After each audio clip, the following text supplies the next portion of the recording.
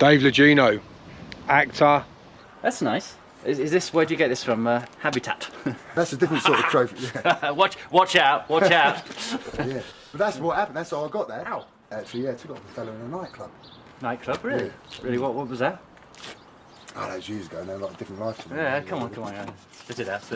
No, it was just a fight, really. No, it's intriguing for me because we don't see it's kind of action. So all of a sudden he just shouts at me and he comes like he's got in blade and it's really sudden. So I'm grabbing Oh shit! Oh my god! You fucking planet! Right! I Fucking planet! And Fucking put him on the floor! And you're leaving me to boot my fucking car to say your fucking prayers! Right. Say your fucking prayers! Say your fucking... Our Father... No, I'm just saying what I said to him. Oh, I see.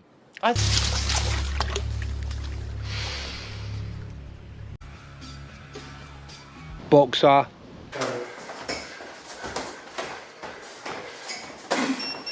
Time. Cage fighter. Kimo eating another shot. Legeno doing wise and standing back up. Kimo for the guard. Oh, Legeno's big right hand by Legeno. Throwing some great shots. Doorman, debt collector, musician, and so much more. He was known as one of the top fighters in London.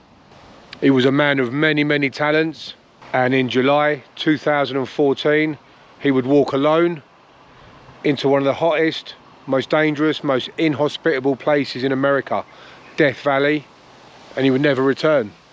I was actually with Dave only weeks before as he helped me prepare for my fight with Anthony Joshua. So Dave Legeno was born David Stephen Murray on the 12th of October 1963. He was well known and respected in his early days in the criminal world, being involved in door work, debt collecting and other muscle for hire type jobs in the south of England. I myself was lucky enough to become friends with Dave when he was in his early 40s, thanks to our good friend Eamon O'Keefe who introduced us. And I'll never forget the very first meeting where me and Dave and Eamon sat down all those years ago. Dave was very much of a sort of big brother and a big inspiration to me, because I'm the eldest of my two brothers, Stuart and Andrew.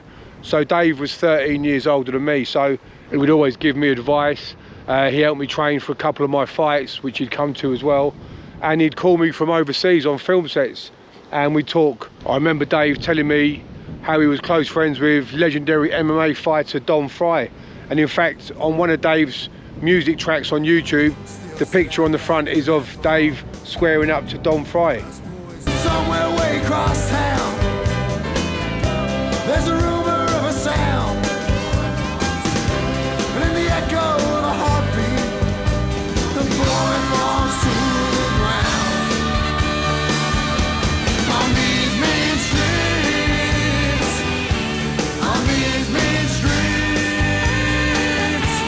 So Dave was really someone I did look up to, with his achievements in MMA, boxing, and especially in the acting. So I first heard of Dave Legeno when I read Dave Courtney's first book, Stop the Ride, I Want to Get Off. And Dave painted quite a picture of Dave in the book, because they had lived together, they had worked together in the 90s, done door work, debt collecting and various other jobs.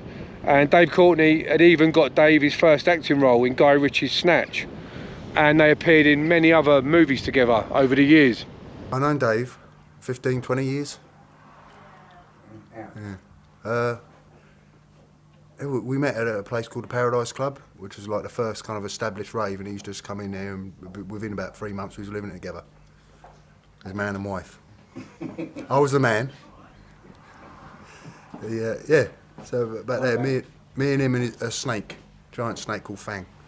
But Dave first got me the part in Snatch years ago, because originally he was going to play a part of it. He told me years ago about the sunbed scene when he's with his son, where he battered someone on a sunbed, which years after he told me about it appeared in Lock, Stock.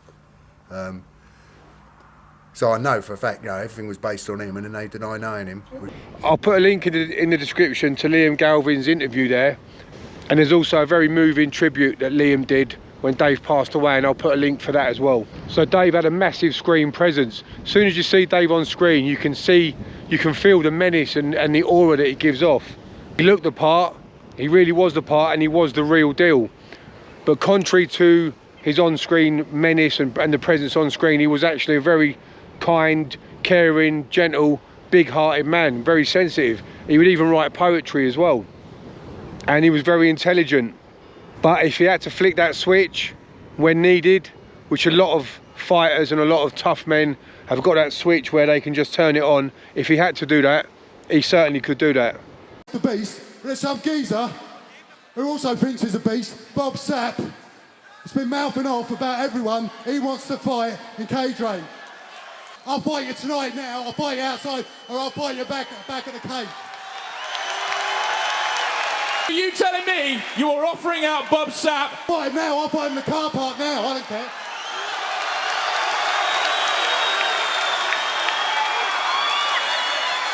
Right. Say your fucking prick. Our Say your father- fucking. Our father. No.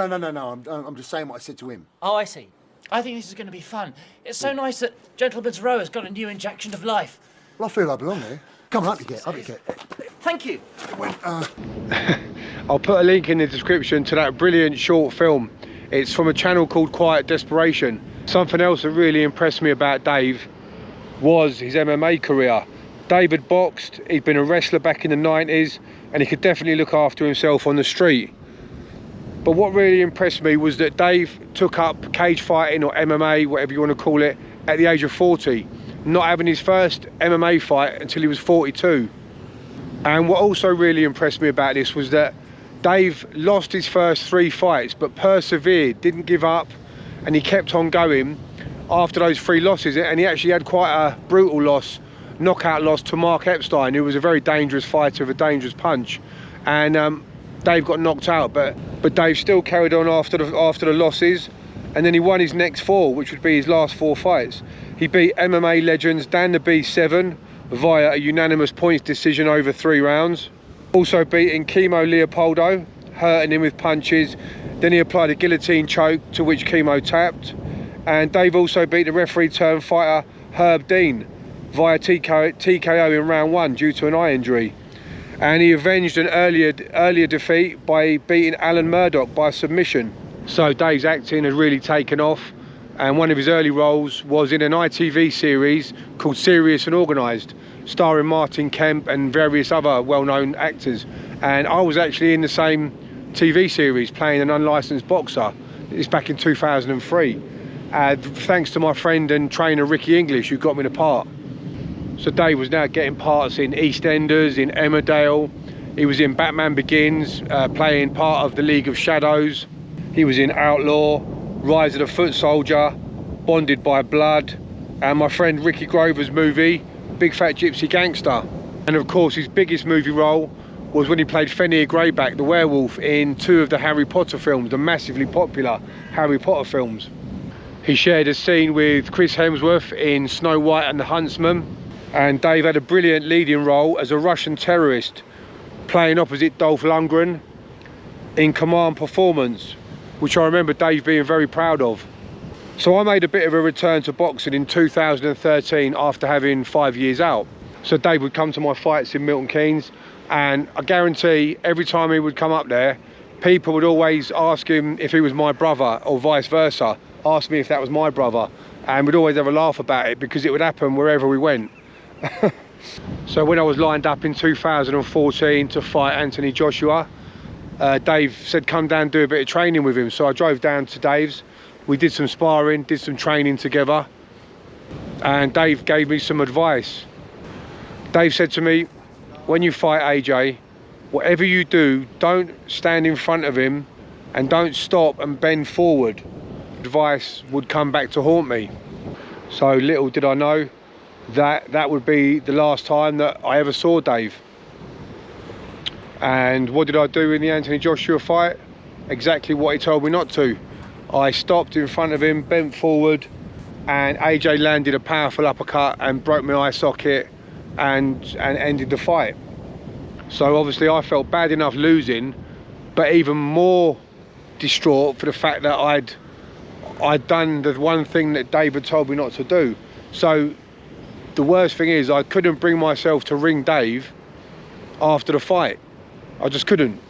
Whether I was embarrassed, whether I felt like I'd let him down, I don't know what it was, but I couldn't bring myself to ring him, which is a decision that I would go on to regret. because just a few weeks later, Dave went out into Death Valley, one of the hottest, most inhospitable, dangerous places in America. And he walked out by himself, knowing how dangerous it was, with not enough water, and walked out and never came back. He succumbed to the heat, died, and was found, I think, 3 days later by some passing hikers. It was a devastating loss to all those that knew him and loved him. He was one of the most talented people I've ever met, and he could apply himself to almost anything, and whatever it was, he would excel at it. Whether it was acting, boxing, poetry, MMA, music, you know, the list goes on. Whatever he applied himself to, he would do well at it. So I just want to thank everyone for watching. I'm going to leave you with the man himself and a lovely tribute from Liam Galvin, which I'll put a link in the description for. But I'll leave you with the man himself, Dave Legeno.